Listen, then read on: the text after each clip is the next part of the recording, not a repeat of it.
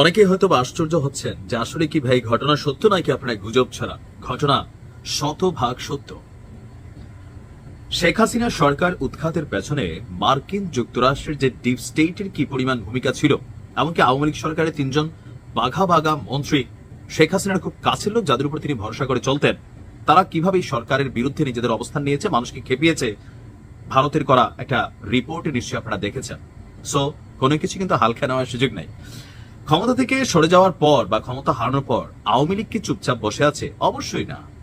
আওয়ামী লীগ সরকারকে উৎখাতের জন্য বিএনপি এবং জামাত যেভাবে লবিস্ট ফার্ম নিয়োগ করেছিল বা আরো বিভিন্ন ধরনের মিশন চালিয়েছিল, আর অনেকেই, এখানে অনেকের নাম এখন আসতেছে। সো এই সরকারকে ডিস্টারবেন্স করার জন্য সর্বোচ্চ চেষ্টা আওয়ামী লীগের পক্ষ থেকে করা হবে, এটা খুবই সিম্পল। আর সরকার এই ব্যাপারে খুবই সচেতন। এর মাঝখানে সামনে আসছে বাংলাদেশি বংশোদ্ভূত একজন মার্কিন নাগরিক, যার নাম হচ্ছে এনায়েত করিম চৌধুরী। বয়স হচ্ছে আপনার 55 বছর বয়স। অন্তর্বর্তী সরকারকে উৎখাতের মিশনে বাংলাদেশে এসেছেন। তাকে গ্রেপ্তার করেছে পুলিশ। গ্রেপ্তারের পর তার কাছে থাকা 2টি মোবাইল ফোনকে বিশ্লেষণ করে চাঞ্চল্যকর তথ্য পেয়েছেন গোয়েন্দারা। এখন তার যারা সহযোগী আছে এবং সংশ্লিষ্ট আছে, তাদেরকে শনাক্তকরণে কাজ করছে গোয়েন্দা সংস্থাগুলো। গত শনিবার 13 সেপ্টেম্বর রাজধানীর মিন্টো রোডের মন্ত্রীপাড়া এলাকা থেকে তাকে পুলিশ আটক করে পরে 54 ধারায় গ্রেফতার দেখিয়ে কারাগারে পাঠানো হয়। আর গত 14 সেপ্টেম্বর রমনা থানায় তার বিরুদ্ধে সন্ত্রাস বিরোধী আইনে মামলা দায়ের করা হয়েছে। 15 সেপ্টেম্বর আদালতে তার রিমান্ড শুনানি হওয়ার কথা রয়েছে। এখন মামলার এজাহারে কি আছে? এনআইতের কাছ থেকে প্রাপ্ত তথ্য উপাত্ত যাচাই বাছাই করে বর্তমান সরকারের বিরুদ্ধে ষড়যন্ত্রমূলক গুরুত্বপূর্ণ তথ্য পাওয়া গেছে। প্রাথমিক জিজ্ঞাসাবাদে জানা যায় তিনি আমেরিকার পাসপোর্টধারী এবং বাংলাদেশে বর্তমান অন্তর্বর্তী সরকারকে উৎখাতের উদ্দেশ্যে একটি বিদেশি গোয়েন্দা সংস্থার এজেন্ট হিসাবে দেশে এসেছেন। গত 6 সেপ্টেম্বর নিউ ইয়র্ক থেকে ঢাকায় এসে প্যান প্যাসিফিক সোনারগাঁও হোটেলে তিনি অবস্থান করছেন এবং পরবর্তী সময়ে রাজধানীর অন্য ঠিকানায় বসবাস করতে থাকেন। তিনি সরকারের নীতি নির্ধারক এবং বিভিন্ন রাজনৈতিক প্রভাবশালী নেতাদের সঙ্গে গোপনে বৈঠকও করেন।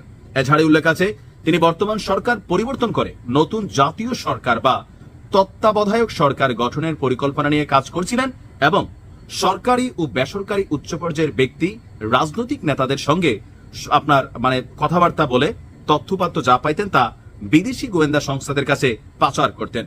এনায়েত করিম চৌধুরী নিজেকে অন্য দেশের গোয়েন্দা সংস্থার সাথে চুক্তিভিত্তিক এজেন্ট, সাময়িক চুক্তিভিত্তিক এজেন্ট, একজন কর্মকর্তা হিসেবে তিনি নিয়োজিত আছেন। তার কাছ থেকে পাওয়া তথ্য দেখা গেছে সরকারের নীতি নির্ধারক থেকে শুরু করে বিভিন্ন জায়গায় তার কমিউনিকেশন আছে। একটি হোটেল এবং গুলশানের একটি ফ্ল্যাটে অবস্থানকালে একাধিক গোপন বৈঠকও ইতিমধ্যে সেরে ফেলেছেন। মহানগর গোয়েন্দা পুলিশের ডিবির কর্মকর্তা বলছেন, এনআইতের মোবাইল ফোন এবং নথিপত্র বিশ্লেষণ করে আমরা গুরুত্বপূর্ণ তথ্য পেয়েছি।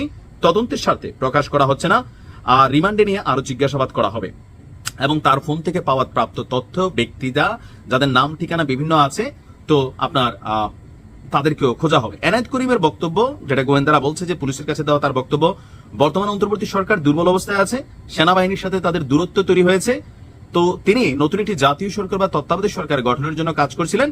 আমেরিকান সরকার বর্তমান অন্তর্বর্তী সরকারের প্রতি অসন্তুষ্ট, ট্রাম্প সরকার ইউনূস সরকারের প্রতি অসন্তুষ্ট। তার ট্রাম্পের নির্দেশে বা আমেরিকার বিভিন্ন গোয়েন্দা সংস্থাগুলো আছে যারা বাংলাদেশে অতীতেও কাজ করছে, এমনকি তারা যারা কাজ করে তখন দেশের মানুষের সহযোগিতা নেয়।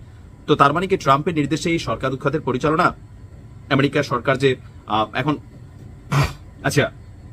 এমনকি গোয়েন্দাদের এনায়েত আরো জানিয়েছে আগামী 21 অক্টোবরে সুপ্রিম কোর্টের রায় ঘোষণার পর তত্ত্বাবধায়ক সরকার ব্যবস্থা পুনঃপ্রতিষ্ঠিত হবে। কে সরকার প্রধান হবেন এবং কারা অংশ নেবেন তা আমেরিকা নির্ধারণ করবেন বলে এনায়েত উল্লেখ করেন। তা আপনি বুঝতেই পারতেছেন যে আমেরিকার নীল নকশা কোন পর্যায়ে চলে গেছে ডক্টর ইউনূস সরকারকে উৎখাতের জন্য।